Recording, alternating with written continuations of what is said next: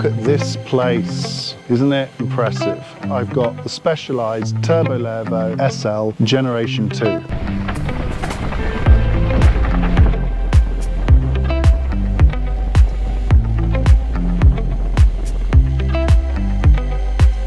We are in Abetone, which is in the middle of Italy. The Specialized Turbo Levo SL Generation 2. Got a new revised motor with 50 Newton meters of torque and 320 watts hour battery. It does come with a bottle battery, but I've taken it off because I don't really need it today.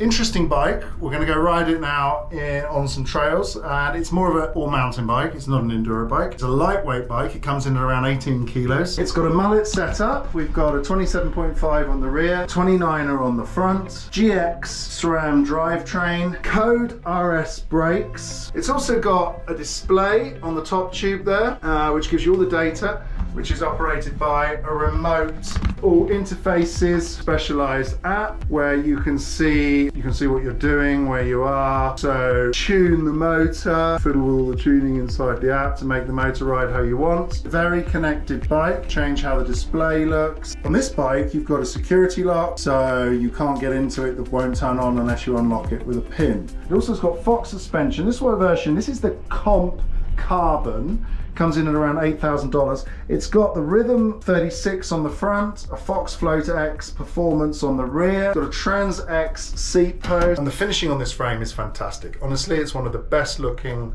bikes out there on the market. I'm super stoked to see it. You can also change the headset to kick out by 1 degree or knock it back by 1 degree the head angle. Now I've put mine by -1. That means I've kicked it out 1 degree, so we're running at about 63.9. Very open, almost enduro style. Bike doesn't feel like an enduro bike. You're more on it and above it rather than in it. The battery is mounted internally. It's non-removable, or you have to actually take the motor out to remove it. But you can run it without the battery internally and just the bottle batteries, which means that you can take this bike on aeroplanes. So you just take those bottle batteries, which are 150 watts, which are airline regulation. Right, let's get on the trail. So this is the ideal place for looking at its climbing abilities. This trail is not super steep. This is where you start to understand the motor power and how the motor feels. So this new motor is pretty quiet. It's not actually very noisy at all. The power delivery is different to what I expected. So for example, it's more of a, you've got to actually have good technique again over rocky stuff, because you've got to pedal. The motor doesn't do it for you. It supports you once you've got a reasonable cadence going, but it doesn't have any low-end grunt. Where there's a steep incline, you've actually got to push it yourself, like there for example, looking for a smoother route. There's one there maybe. So on a normal e-bike, it doesn't have the grunt of a normal e-bike. It's only twice as much rather than 4 times as much of the rider. Let's do a hill start. See, it's the legs doing it. The motor is not accelerating underneath you. It's you guiding the motor. You have to be a bit more picky, manage the motor. You always need to choose a smooth line. Basically, ride it like a normal mountain bike. You won't get as tired, and you'll have more range, have more fun. Remember, how does it compare to the other motors I've tried? Honestly, with these lightweight motors, it's difficult to compare against each other without actually having the bikes there. It's got more power than the previous generation, that's for sure. And it's smooth, not lumpy, well tuned. In that sense, I'm impressed. Time for a descent.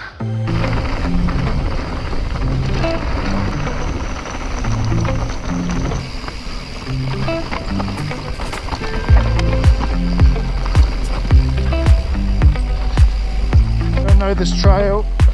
Wow, this is steep. This is very steep. You might be better walking. Wow, that's steep.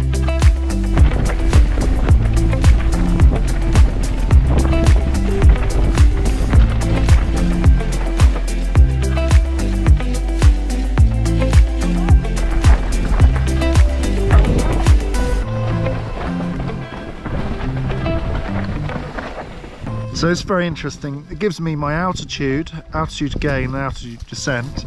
I can switch mode. I got my battery 80%. Oh, look at these trail conditions. Perfect low.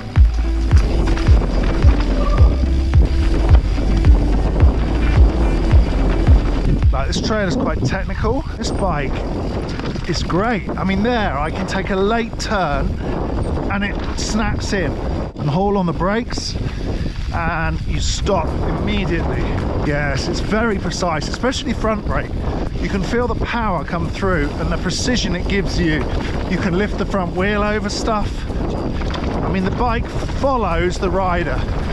The rider rides the bike, not the bike riding the rider, which what happens with heavier weight e-bikes. Oh yes, it's so sweet. What a sweet ride.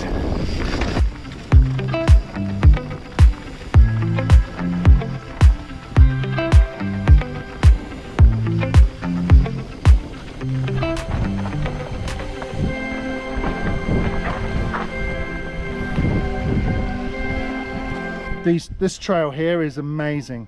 It's so much loam and grip, but on this bike it's perfect. It's basically all mountain bike.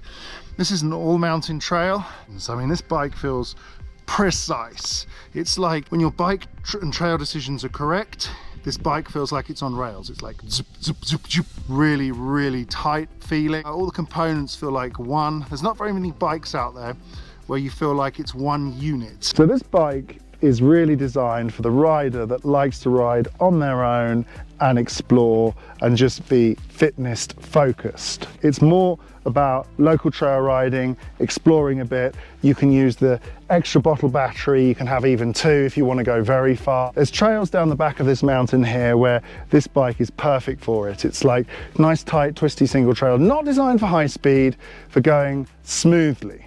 If you don't like the heavyweight feeling of a full power e-bike, this bike is basically for you. You've got to be clear and smooth with your inputs. If you're nervous as well as a rider, then the bike will be also nervous. So you've really got to pay attention to where you're riding, especially in technical trails.